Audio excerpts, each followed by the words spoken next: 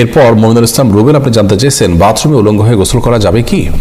বাথরুমে কিংবা টয়লেটে যেখানে আপনাকে অন্য কেউ দেখতে পাচ্ছে না, এরকম জায়গায় গোসল করলে আপনি শরীরের সমস্ত কাপড় চোপড় খুলে বিবস্ত্র অবস্থায় গোসল করলে সেটি হারাম বা সরাসরি নিষিদ্ধ কোনো কিছু হবে না।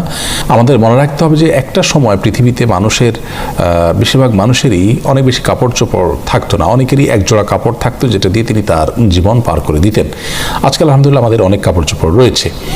তো যার সামর্থ্য আছে এরকম অবস্থায় তিনি সকল কাপড় চোপড় খুলে গোসল করাটা তার জন্য অনুত্তম।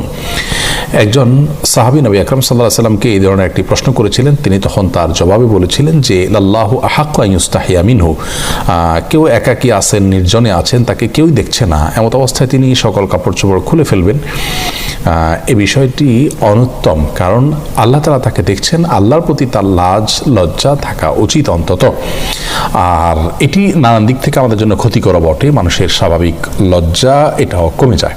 এই জন্য একান্ত প্রয়োজন না হলে বাথরুমে উলঙ্গ হয়ে গোসল না করাটা উত্তম।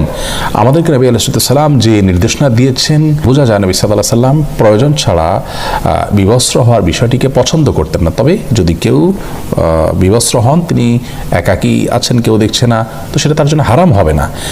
একটা হলো অনুত্তম আর একটা হারাম, দুটো দুই জিনিস, কিন্তু হারাম হবে না বিষয়ের কারণে, গুনাহ হবে না ওটার কারণে, কিন্তু অনুত্তম হলো একজন মুসলমান অনুত্তম কাজ থেকে বেঁচে থাকার চেষ্টা করবেন, কিন্তু প্রয়োজন হলে তিনি এটি করতে পারেন। অতএব গোসলের সময় অন্তত নাভি থেকে হাঁটু পর্যন্ত সতেরো জায়গাটুকু ঢেকে থাকে এরকম গামছা বা তোয়ালে বা লুঙ্গি অনেক কিছু পরনে থাকলে অবস্থায় গোসল করাটাই হলো ভালো। প্রয়োজন হলে উন্মুক্ত করতে পারবেন সেটিও।